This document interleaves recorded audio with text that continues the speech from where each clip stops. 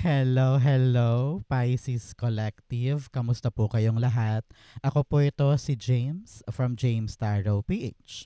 Ito po ang inyong weekly reading for July 27 hanggang August 2. Alamin natin naghihintay sa inyo. But first, ihanda mo na Pisces ang yung isang tanong para po sa ating isang tanong, isang sagot. Kung meron po kayong one question na gusto mong masagot, hawakan nyo po yan. Sa dulo po, atin po yung babasahin by using these cards. Okay? Let's begin.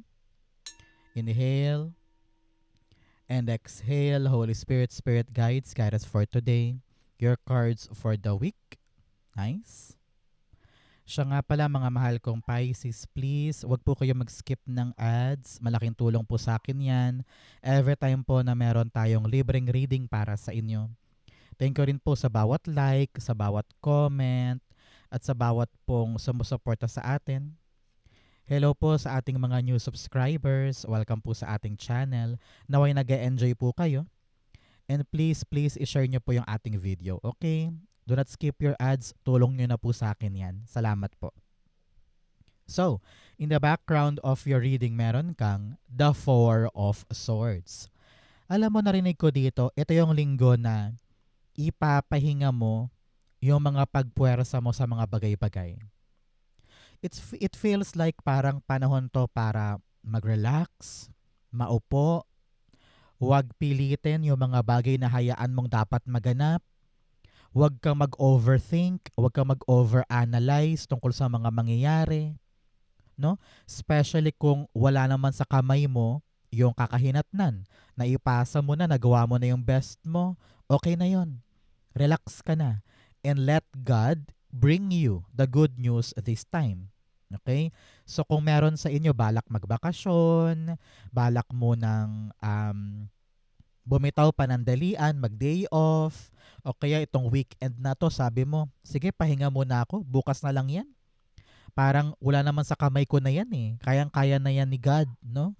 At kung talagang para sa akin yan, alam ko ibibigay niya. So, this week kailangan yung panatag at mataas na tiwala sa Diyos para magkaroon ng quality time for you. Makapag-recharge, makapag-rest, no? Kailangan mo yan dahil sa mga susunod na buwan, busy ka.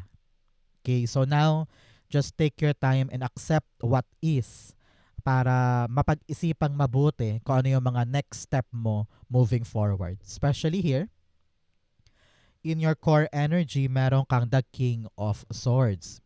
Sabi ni King of Swords dito, importante sa iyo Pisces na malinaw kung ano yung importansya at purpose na mga ginagawa mo. No? Kailangan din alam mo yung mga sasabihin mo, alam mo yung kilos na kailangan mong gawin ngayon. Kasi kung gulong-gulo ka, restless eh, 'di ba? Parang hindi ka mapakali, hindi ka mapanatag, parang ano bang gagawin ko? Ano bang gagawin ko? Kaya importante ngayon pa lang, alam mo na ng klarong-klaro kung ano ba yung ipaglalaban mo. Ano ba yung gusto mong ma-accomplish? Ano ba yung gusto mong mangyari? Kailangan klaro. Parang isip at puso ay tugma, 'di ba? Sinasabihan ka rin na parang kumilos ka na. I don't know why. Parang pinapakilos ka tungkol sa isang bagay na matagal mo na daw inapaantala, parang ganun eh. And you just need to trust. Trust the process. Walang pagpuwersa, walang pagpilit. Pero ginagawa mo lang yung alam mong tama. Parang ganyan. Okay? Clarify natin. The King of Swords, meron kang the Four of Pentacles. Masyado ka daw guarded. Yun ang problema. Kaya parang hindi ka makakilos.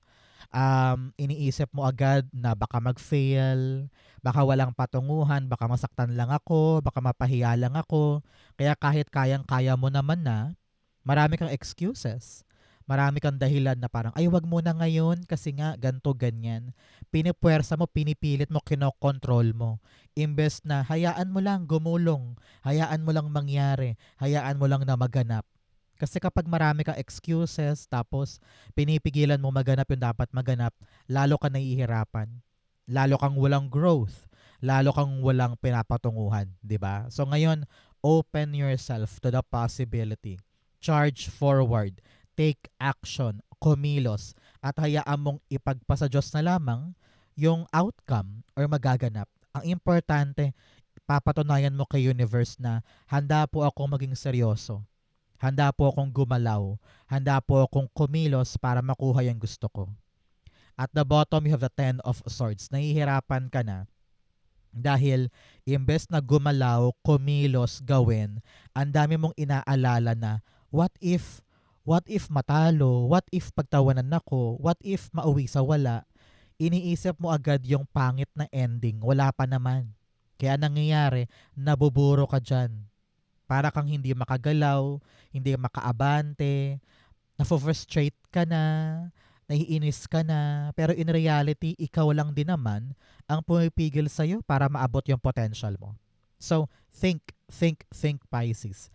Ano ba yung mga excuses ko?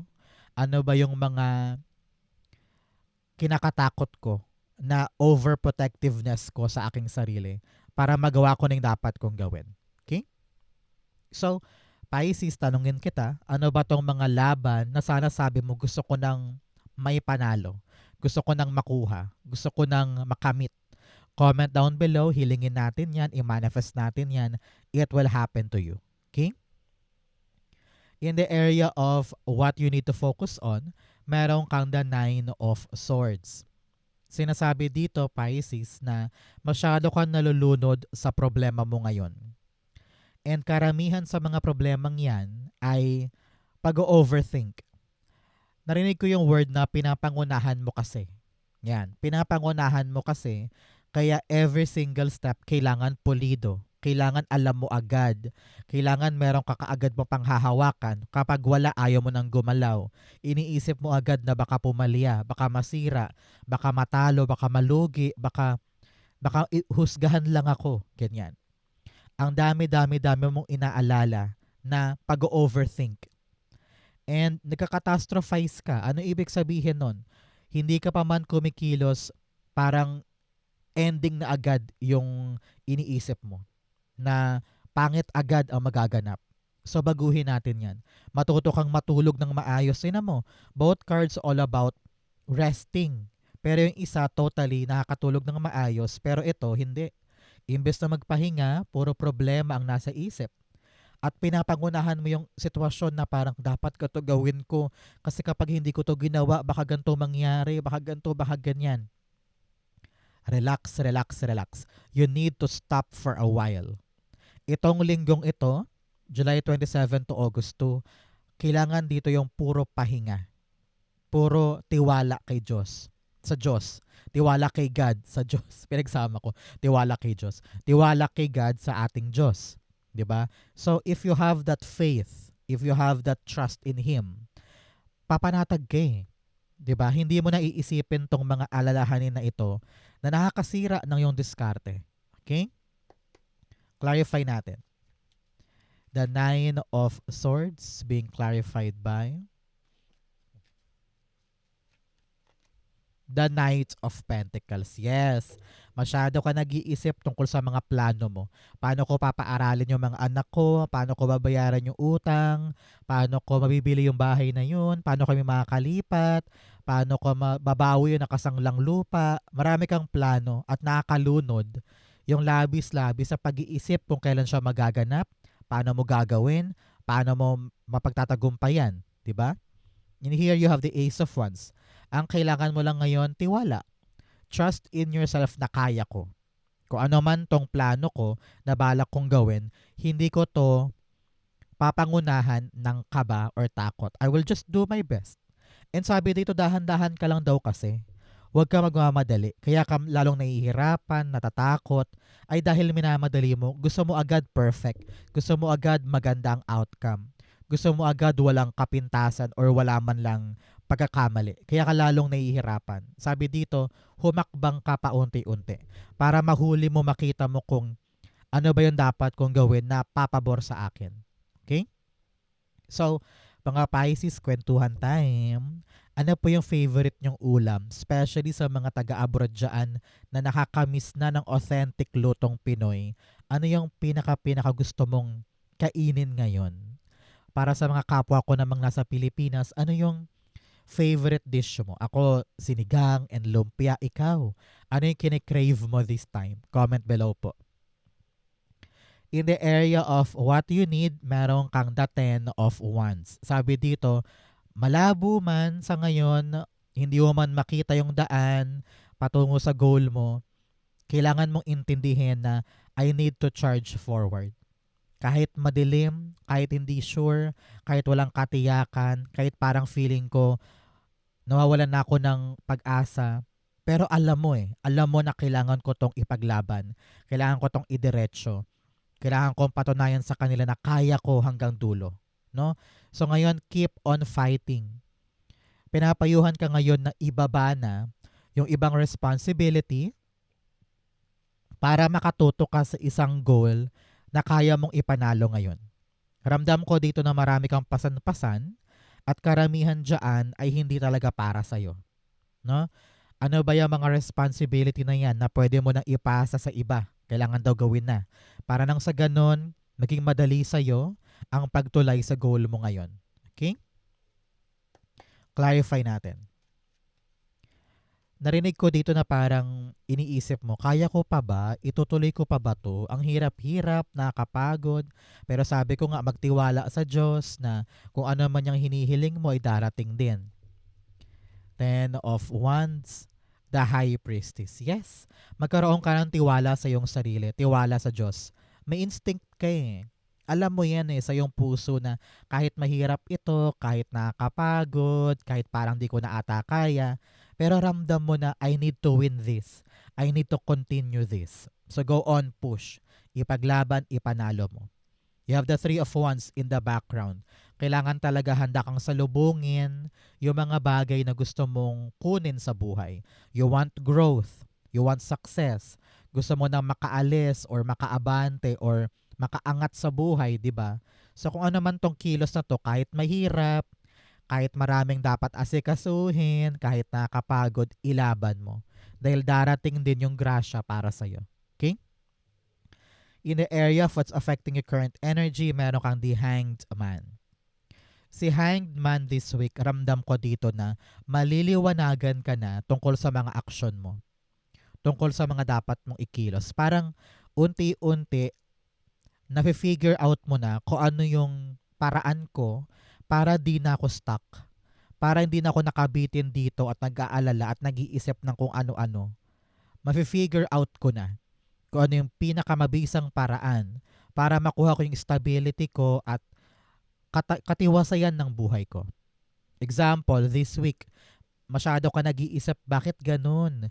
Nakapasa na ako sa licensure pero wala pa rin akong mapasukan na school.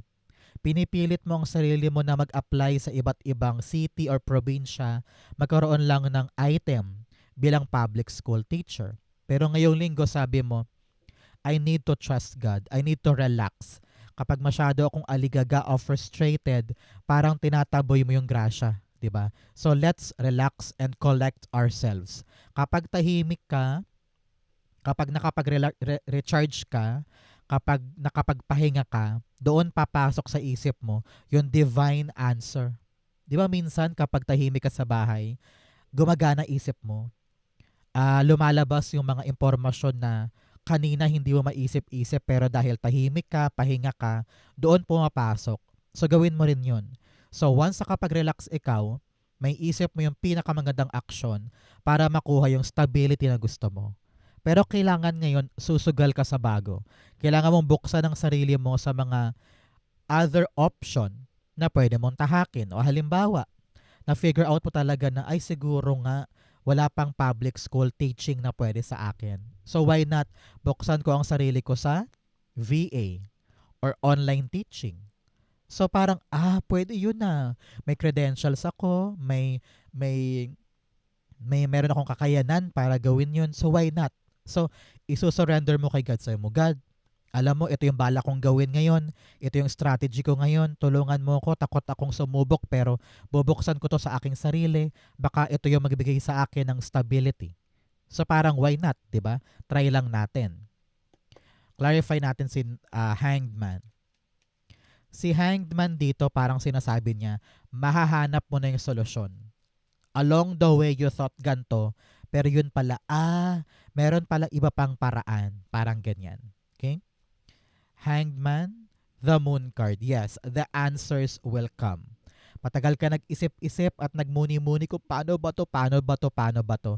Pero talagang mapapanatag ka na dahil darating ang sagot sa mga tanong mo, maliliwanagan ka rin sa proseso, and meron ka ring paraan para ibigay yung nararapat na effort sa kanya.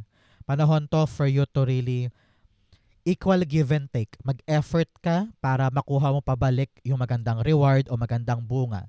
Kapag nakatayo ka lang dyan at naghihintay lang at wala kang balak sumugal or mag-try, walang mangyayari. Kaya collect yourself, mag-relax muna para makapag-isip ng tama, and then kapag malinaw na, boom, kilos. Kahit wala kang pinanghahawakan, kahit di ka sure, pero kapag napag-isipan mo ng kaya ko na, kaya mo na. Okay? In your near future, meron kang the Lover's card. Si Lovers dito sinasabihan para sa mga single na meron kang mamimit in the near future ng equal match mo. Congratulations. For others na may karelasyon na, sinasabi dito na bawat issue, pag-usapan ng matino. Hindi pwedeng ratratan or batuhan ng bato, di ba? Kailangan you take this conversation calmly, merong pagbaba ng ego, pagbaba ng pride. Narinig ko rin dito, matuto kang makinig, matuto kang umunawa, and kailangan kaya mo ring sabihin lahat ng concerns mo nang hindi pinapataas yung tensyon. Okay? For others naman dyan, sabi para sa ibang Pisces na hindi naman love life ang issue, sinasabihan ka dito na parang maliliwanagan ka na sa purpose mo. Parang alam mo na kung saan ka pupunta, ano talaga yung para sa'yo, ano yung commitment na nais mo na makukuha mo, tapos ipaglalaban mo siya for a very long time. Panatag ka na kasi alam mo na kung ano talaga yung para sa'yo. Parang ganon. Example, in the near future, ang tabayanan mo mga 6 months after watching this video, marirealize mo, ay, balak ko na talagang to pa rin yung pangarap ko mag-abroad, or to pa rin yung pangarap kong magtayo ng pataihan or milk tea shop, ganyan. You will know what you want at kakapitan mo yan. Lovers is all about the Page of Cups. Mag-focus tayo sa mga pangarap natin with commitment. Yun ang sinasabi dito, no? At the bottom, strength. Magpakatatag, magpakatibay. Kung ano yung nais nating maganap, mangyari, kailangan talaga magkaroon tayo ng inisyatibo para maabot yon. Halimbawa, pangarap mong magkaroon ng tindahan sa harap ng bahay mo. Mag-commit ka dyan, mag-ipon ka na ngayon, ihanda mo na yung harapan ng bahay mo para kapag may pera ka na, bibili ka na lang ng paninda, di ba? What you want, kailangan pinapaniwalaan mo yan at a-action ka. Papanindigan mo, no? Bibigyan mo ng energy ito para matupad sa'yo. Okay? Ganyan yung kasimple yan. Kung gusto mo, gusto mo. Kung ayaw mo, ayaw mo. Kaya importante na mahal mo yung ginagawa mo para matupad siya. Okay? In your challenge, meron kang the Page of Wands. Medyo takot kang sumubok ngayon. Merong isang opportunity na nasa harapan mo, pero pinagpapaliban mo. Sabi mo, ayoko, parang hindi ko ata kaya, parang nakakatakot. Sabi dito, relax lang, magtiwala, di ba? Huwag puwersahin, huwag pilitin. Kapag yan talaga yung nakahantad, try mo lang. Walang masyadong pag-iisip ng malalim. Panahon to para maging go-getter ka, no? Para manumbalik yung stability ng life mo. You don't need to overthink or overanalyze anything. Ang importante, umaandar ka para matupad yung mga plano at matapos itong mga hirap at pagod mo. Sabi dito, if you truly trust yourself, gagawin mo na. Ipaglalaban mo. Sabi mo, sige, try lang natin, subukan lang natin, baka okay pala yan. Parang ganyan. Okay? The Page of Wands, meron kang the Eight of Pentacles. Parang work-related ito. Meron kang isang bagay na dapat mong asikasuhin, buting-tingin. Meron kang dapat na kilusin ngayon, pero parang pinagpapaliban mo nga. At the bottom, the Queen of Cups. Parang sinasabi dito na kung ganyan talaga kahalaga yan, pahalagahan mo naman, asikasuhin mo naman, mahalin mo, parang ganon. Nang sa ganon magkaroon siya ng epektibong outcome para sa'yo. Halimbawa, merong opportunity na pumunta ng Maynila dahil meron daw application doon. Tapos maaring maganda pala yung pwesto, maganda yung ah, sweldo, 'di ba? So parang sabi mo, why not? Sige. Pero iniisip mo, paano kung ganto, paano kung ganyan, paano kung hindi ko ata kaya? Masyadong mahina yung kumpiyansa mo ngayon. Kaya sabi dito, fill your cup with courage, with power, with energy para bigyan mo to ng chance, bigyan mo to ng tawag dito ng energy, ganyan. Kasi narinig ko dito na para bagang pinapanghinaan ka ng loob eh. At iniisip mo na porke nanghina ka yan yung tawag ng damdamin. No. Masyado ka lang takot. So, you really need to dig deep within you and have trust kay God para magawa mo to. Okay? In your fortune, meron kang the Queen of Wands. Si Queen of Wands this week, dahil siguro sa reading na ito, unti-unting babalik yung kumpiyansa mo na, oo nga no, bakit ba ako natatakot? Bakit ba ako naiilang? Bakit ba ang dami kong insecurities? Bakit ba takot akong humarap sa ibang tao? Bakit ba takot akong kumausap ng iba? Ano ba yung mga kinakahiya ko sa aking sarili? Wala, di ba? Magaling ako, marunong ako, kaya ko to. Think positive and you will achieve what you want. Okay? Panahon din to para maging sociable, labas-labas, love yourself, and ibalik mo yung self-esteem na parang nangihina dahil sa mga takot na ito. Panahon na para magtiwala ka sa iyong sarili. Okay? Queen of Wands, the Queen of Cups. Sabi niya, alam naman ng puso mo kung anong gusto mo eh. Masyado ka lang nahaharangan ng mga takot, insecurity, at duda mo sa iyong sarili. Kaya you need to really step forward at talagang simulan na yung proseso. Lahat talaga ng bagay sa simula mahirap.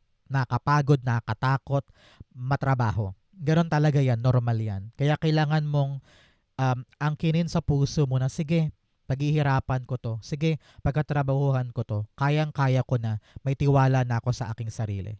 Okay? In your divine messages, the Three of Wands. Panahon na para umabante. Kumilos. Matagal ka na nagmuni-muni, matagal ka na nag-iisip-isip dyan. Panahon na for you to charge forward and begin the journey. Okay? Hindi pwede nakatayo ka lang dyan at umaasa, naghihintay, gagalaw ka nang may tiwala. No?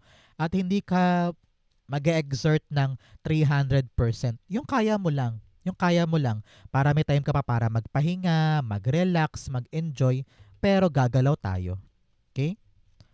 Three of Wands, the Four of Wands. Yes, para sa pangarap, para sa goal, para sa stability ng pamilya. You have 4 here telling you of protection. Okay ka, ligtas ka, safe ka.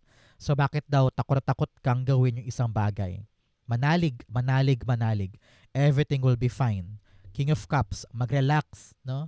Huwag mong hayaang makaapekto sa iyong emosyon. Minsan, your emotions can really hide kung ano talaga yung instinct mo, di ba? So, huwag mong pangunahan ng mga takot yung mga bagay-bagay. Just relax. Take a deep breath. Kayang-kaya mo to. Charge forward para maabot talaga yung pangarap mo ngayon. Okay? Outcome mo yan, bigyan mo na kita ng fortune cards. Meron kang fly, a period of ill health and depression. Meron ka talagang maraming alalahanin, stress, anxiety, or panic attack, mga ganyan. Kaya kailangan dito, learn to really rest, balancing buhay, at magkaroon ng kaliwanagan sa mga bagay-bagay para hindi ka nag-iisip ng ganyan. You also have will and decisiveness. Sabi dito, medyo magulo ang focus mo. Marami kang ginagawang iba't ibang bagay kaya kailangan talaga tumbukin mo na kung anong isang bagay na kailangan mong gawin. Yun ang dapat mong pagpaguran ngayon at pagsumikapan. You have psychic ability, trust your intuition. Sabi ko nga, ang iyong intuition matapang pero nabubulagan ka dahil sa emosyon. Kaya kailangan ibaba mo yung emotion mo para malaman mo kung anong dapat mong gawin. You have broken bridge, unsuccessful outcome to a problem dahil marami ka pang dapat ayusin. Pero kapag naayos mo na yan, na-figure out mo na, this will change. Okay? Ang outcome ni Pisces for July 27 to August 2, the Hierophant. Nakita ko dito yung pagbaba ng hatol or pagbaba ng desisyon na pabor sa'yo. Kaya mapapanatag ka na. Meron kang isang authoritative figure na dapat kausapin, dapat makuha yung amor niya at ibibigay niya sa'yo yung matamis na oo. So congratulations. What you want will be coming. May basbas, may approval. Nakita ko bahay. Nakita ko rin parang proposal or kasal. Nakita ko na parang may commitment na binibigay sa'yo kaya relax ka na. Hindi ka natakot, hindi ka na nangangamba dahil meron ka na mapanghahawakan na konkretong bagay tungkol sa gusto mo. Congratulations. Hierophant, the King of Swords. Binalik tayo dito, no? Kung ano yung kinakatakot mong simulan, ngayon gagawin mo na dahil meron ka ng basbas. Ito yung aksyon na medyo magulo noon pero ngayon super linaw na. You will be committed to begin and take action.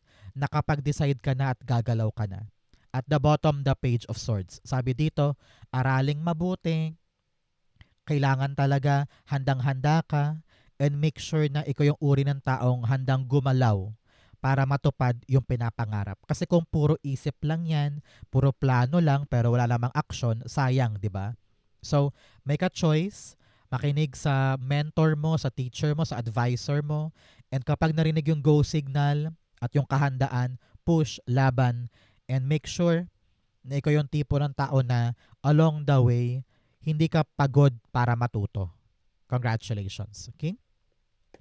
Let's go, Pisces. Sa yung isang tanong, isang sagot. Mabilisan lang to.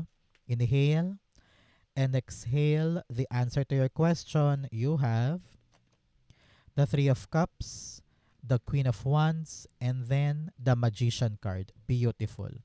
At the bottom, meron kang the Knight of Wands.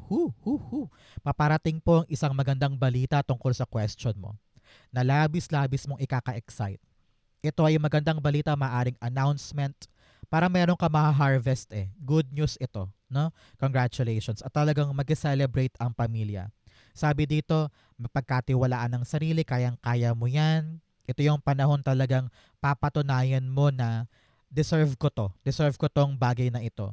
And just enjoy, relax, be yourself, huwag ka magpapanggap, and do not think of other people's opinion. Kapag masaya ka. Kapag gusto mo. At lagi mo isipin, kaya ko to. I can make this happen. Ito ay minanifest mo, hiniling mo to, at ngayon darating na. Kaya grab it, chase for it, celebrate it, dahil ito na yung simula ng magandang andar for you. If you're waiting for a yes or no, the answer is yes, and yes. Definitely good news para sa'yo. Congratulations. Okay? So Pisces, yan po yung isang tanong, isang sagot. Ganon din po ang yung July 27 to August 2. Sa po kayo nakaresonate, comment below. Basahin ko po yan. Thank you Holy Spirit, Spirit Guides for the clarity for today. Thank you po mga mahal kong Pisces for watching hanggang dulo. I love you. This has been James for James Tarot PH. God bless everybody.